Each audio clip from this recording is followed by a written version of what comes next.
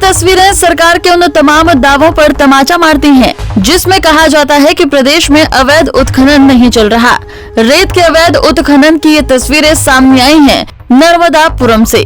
इस जिले में 118 रेत खदानें हैं, जिनकी इस बार नीलामी 175 करोड़ रुपए में हुई है। इन खदानों को 3 समूहों ने लिया है। ये खदानें नर्मदा नदी और तवा नदी पर हैं। इन खदानों के जरिए प्रशासन को नीलामी के जरिए करोड़ों रुपए का राजस्व भी मिलता है, पर इस जिले में सक्रिय रेत माफिया के चलते जिले में अवैध उत्खनन एक बड़ी समस्या बन गया है, जिस पर आज तक न शासन अंकुश लगा पाया है न प्रशासन। आए दिन जिले में रेत माफियाओं के द्वारा अवैध उत्खनन किया जाता है, जिस पर अंकुश नहीं लग पा रहा। दरअसल जिले में silver mist retail private company ने माखन नगर के जावली रेत खदान टेंडर के जरिए करोड़ों में ली है। कुछ दिन पहले ही कंपनी ने इन खदान से रेत का उत्खनन शुरू किया, पर कंपनी को इस खदान पर रेत माफिया काम नहीं करने दे रहे। रेत ठेका कंपनी के वाहनों में तोड़फोड़ से लेकर जबरन वसूली तक के दबाव रेत माफियाओं द्वारा बनाए जा रहे हैं, जिससे परेशान होकर सिल्वर मिस्ट रिटेल कंपनी ने जिले के कलेक्टर, एसपी और माइनिंग को एक खत लिखकर सुरक्षा और सहयोग की मांग की है। रूपेश जी बताएं, क्या है मामला और किस तरह की परेशानी आपको आ रही है? जी, हमारी कंपनी के द्वारा रेत खदान जावली का विधिवत टेंडर के रूप में उच्चतम बोली पर उस खदान की हमें शासन द्वारा परमिशन मिली गई थी।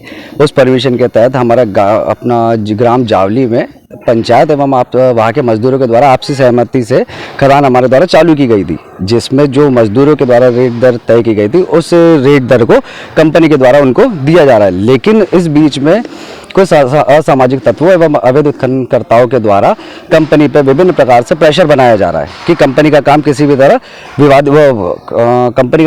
तरह खदान बंद हो, और जो लोग इस प्रकार का विवाद की स्थिति पैदा कर रहे हैं उनके द्वारा पूर्व में भी जिले में अवैध उत्खनन का कार्य किया जा चुका है।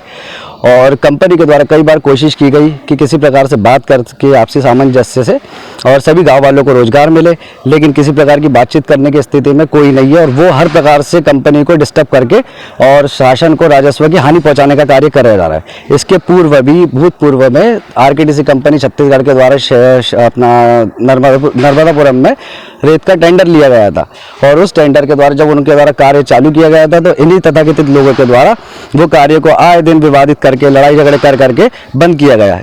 अभी वर्तमान में कौन लोग व्यवधान पैदा कर रहे हैं? वर्तमान में कुछ यूनियन के ऐसे लोग हैं जो बातचीत करने के बिल्कुल पक्ष में नहीं है, कंपनी से बिल्कुल सामंजस्य नहीं बिठाना चाहते, जिसकी शिकायत हमने ऊपर अपना माननीय कलेक्टर महोदय, एसपी महोदय और थाना प्रभारी महोदय, माइनिंग ऑफिसर महोदय को हमारे द्वारा की गई।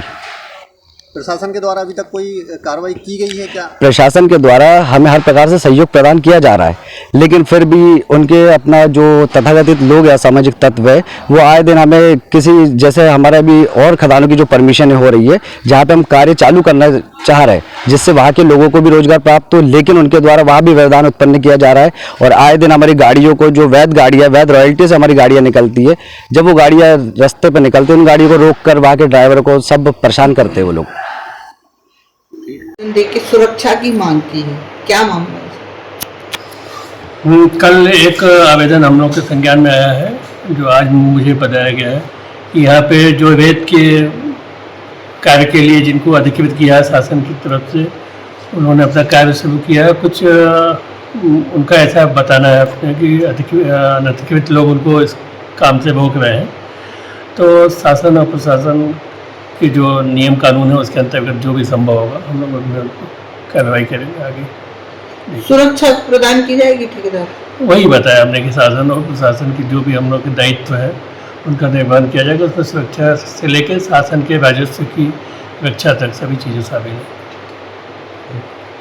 एडीएम के इस बयान के बाद अब देखने वाली बात होगी कि क्या प्रशासन माफियाओं पर रोक लगा पाएगी या ऐसे ही गुंडागर्दी का खेल चलता रहेगा।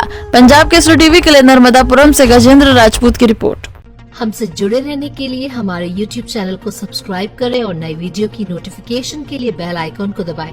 अगर आप ये वीडियो Facebook पर देख रहे हैं तो लाइक जरूर करें और ज्यादा से ज्यादा शेयर करें। धन्यवाद।